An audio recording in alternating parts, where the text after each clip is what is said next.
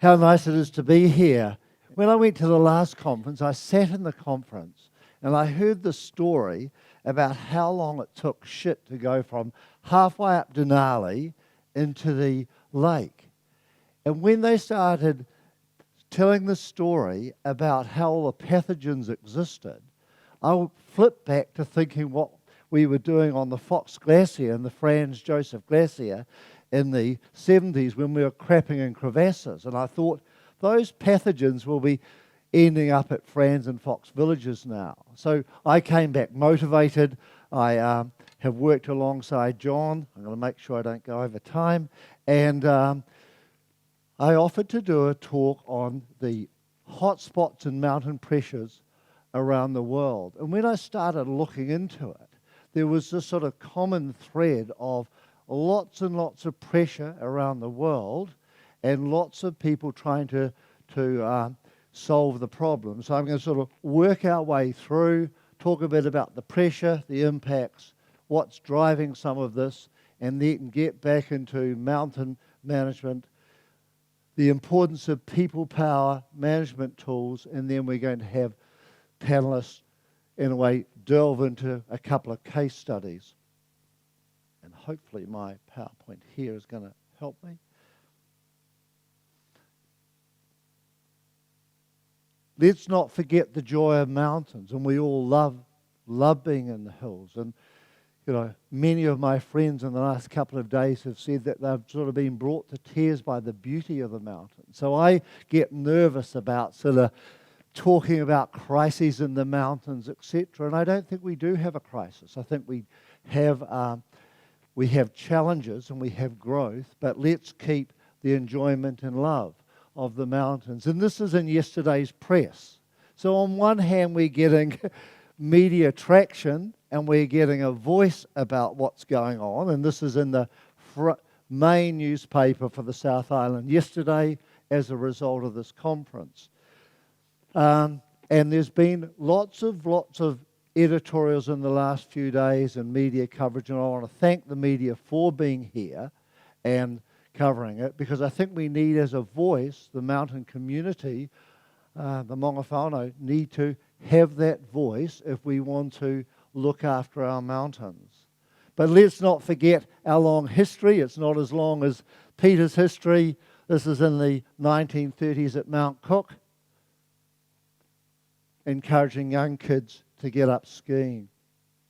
And our pressure in the mountains, as we've mentioned, a few years ago when I was 3 or 4 up on the main divide, there were probably less than 20 people climbing in the Southern Alps that day. Move lower into areas like the Tongariro Crossing on the right. Have I got a light here? That's where our challenges are in New Zealand. So our challenges on places like the Tongariro Crossing, where we're having 120,000 people a year, most of it in summer. Some days getting up to 3,000 visitors, 14 toilets. And I'm not going to preempt Harry Keys's talk, but I do want to highlight that our pressure areas in the New Zealand mountains are in that sort of subalpine. The areas going up to Moola, 72 or 3,000 up the Hooker Valley.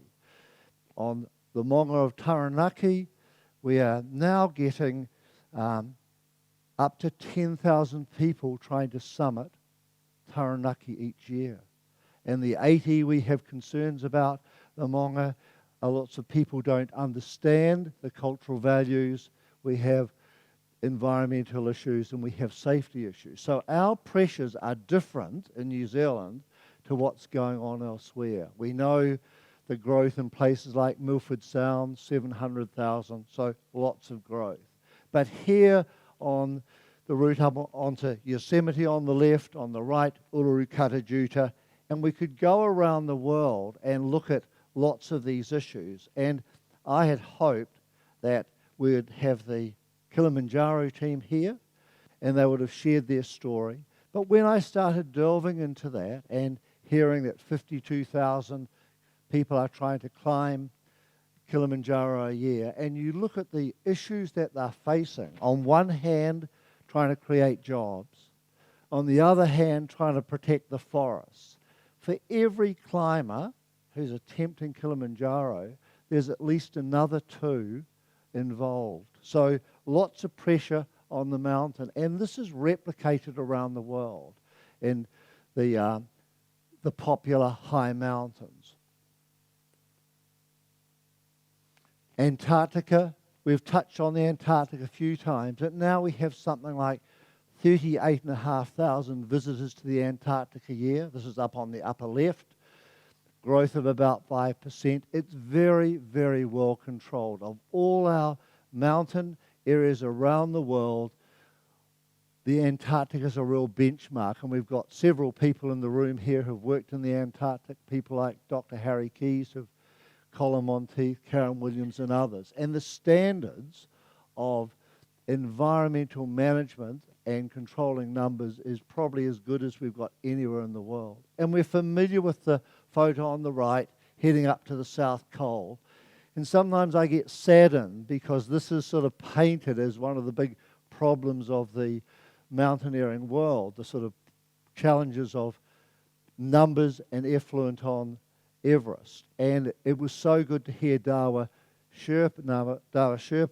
Sherpa, bring another perspective. And I'm so pleased that he's on national radio, the Kim Hill Show this week at 9 o'clock, main national radio program. And he's going to share that story, which hopefully will help New Zealanders understand that all is not bad on Sagarmatha.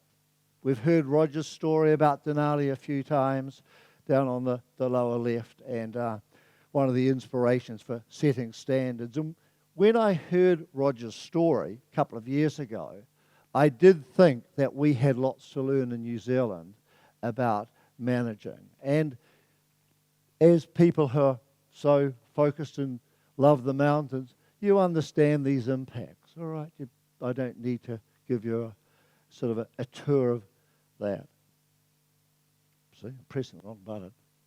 But the drivers of change in this growth of what's driving it. You know, we have these Everest movies, we have guidebooks on the lower left, we have the trekking trips to Everest.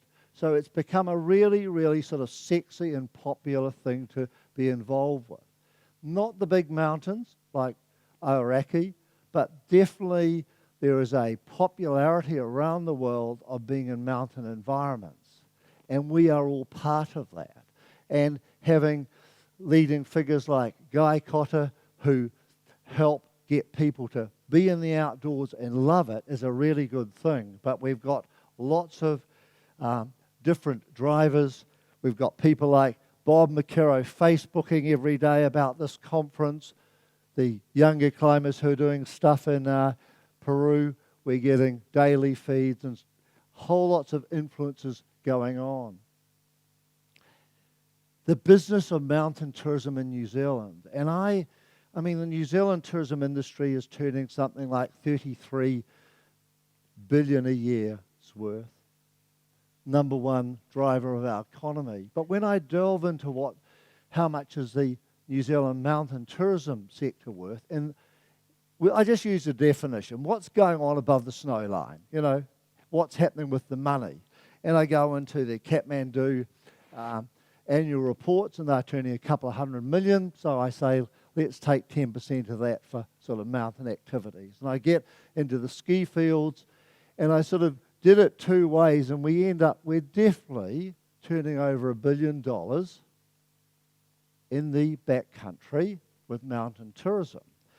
And, you know, about 3% of our tourism industry. So I sort of say we've got to understand that, and it's so good to have tourism operators here in the room, because I think it's an important, having that dialogue with conservation and tourism in communities is so important. 40 years ago when I joined the Park Service, I think it's fair to say that tourism and conservation were at war with each other. As a ranger, I was the only person who applied for a job at Tongariro National Park because the National Park Service believed that tourists were loopies. And so we've moved along now. There's a whole big shift. And we're now actively involved with managing our mountains. Most of our mountain lands are in public management. And Peter's talk was insightful today because he was commenting about the role of the private landowners. There's a guy called Doug Tompkins, and he used to own Esprit, the big clothing company. He was an adventurer. He built North Face, the company, and made a lot of money and headed off south to Patagonia. And when he got to Patagonia, he fell in love with the place.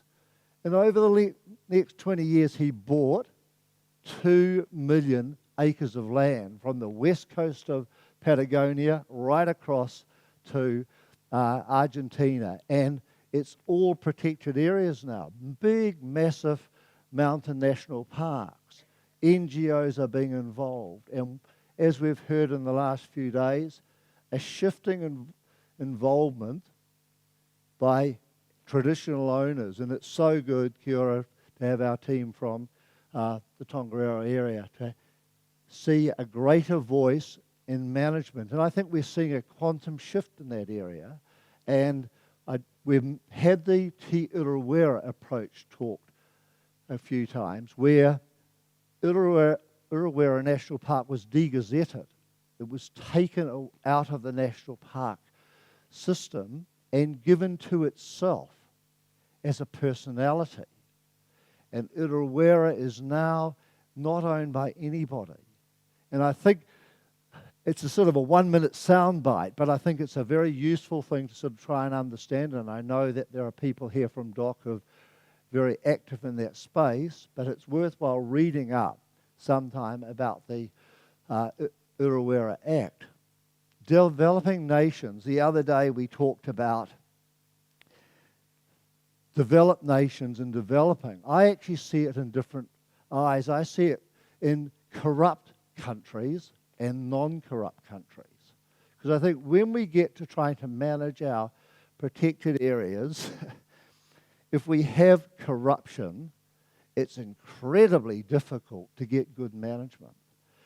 So I have been to Rwanda a couple of years ago. No corruption, leadership, incredible poverty, and an incredibly well-managed national park where they have got $1,000 for a trip to go and see the gorillas. They're full up for 3 months. The money is not ending up in the pockets of politicians and developers.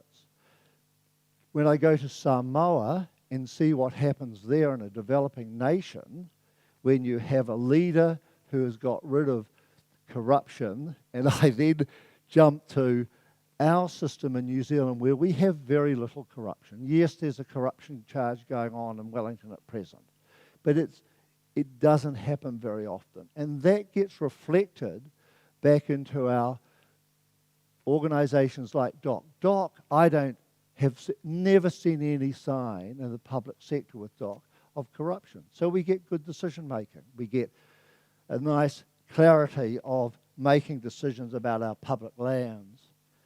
But I don't want to lose sight of the importance of people power. And it's sort of come up time and time again. And we've had some discussions in the last few days about, well, what's going to come out of the conference? You know, what's going to happen at the end of it all? And I sort of believe it's up to us. It's not up to us making remits to the Minister of Tourism about what should happen. It's up for us individually. And I see the role of, in Uluru Kata Juta, Ayers Rock, in the lower photo, how the values, the cultural values of the local traditional owners have made sure that they're sharing the knowledge of the sacredness of the Uluru Kata Juta with visitors. And here they have all of the guides working at Uluru Kata Juta have got to go on a 1-day cultural awareness workshop. So the stories are being told about safety issues, weather issues, etc. We're going to get into the issue about managing. All of you have been involved in this aspect, the zoning issues, the concessions, limiting numbers, the infrastructure. Well, I sort of personally believe if you've got a good plan and a strategy, it's these issues of infrastructure and transportation, as Peter alluded to before, that's what drives the numbers. But let's not lose sight of the significance of rangers and hosts of people in the field doing stuff. And the other day, Colin Monteith lamented here in the room about how he wished he could, when he goes to the front desk at the park headquarters here at Aoraki, to be able to talk to somebody who understands the mountains. And I love ringing up national parks around New Zealand at Westland or Aoraki and say, can I talk to the mountaineering ranger? And there's a sort of a deathly silence. No, we don't have one. Can I talk to a mountaineer, one of your staff who have been up to Plateau recently? Or, and I get a sort of a deathly silence. So whilst we are at times focusing on a whole lot of things like infrastructure and transportation, I do make a plea that we can do lots with good people in the field who become our guardians and our hosts. And when I go back to Taranaki with the up to 500 or 600 mainly overseas visitors trying to climb Taranaki on a busy day, and also with the Tongariro crossing, to me some of the solution is put some warm bodies at the road end at Magarapopo who host and welcome and share the values of the park. And by spending maybe $250,000 rather than spending lots of money on car parks, you may save some of those issues. Let's see how I'm going for time. We've talked a bit about funding. GST on our 33 billion is about 4 billion a year that's coming into the government. And if we want to have our mountain lands well managed, we've got to have some money. And whilst I don't want to enter the big political debate about DOC's funding, I will, and say it's static. It's not going up. And if we've got all this growth in our backcountry, and I looked at some figures the other day, we're running at about 10% growth.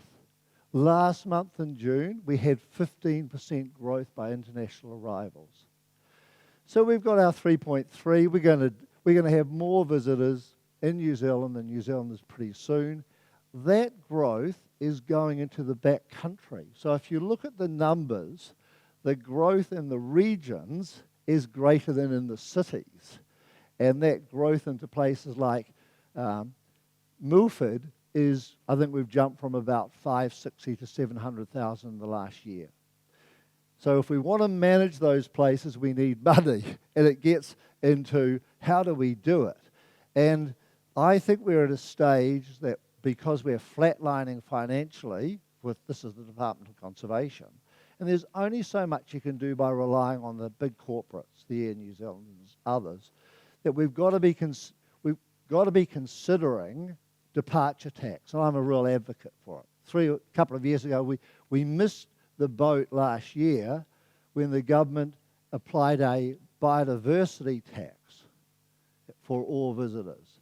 And we should have tried to have got lumped into that to have a conservation tax, which could have been used.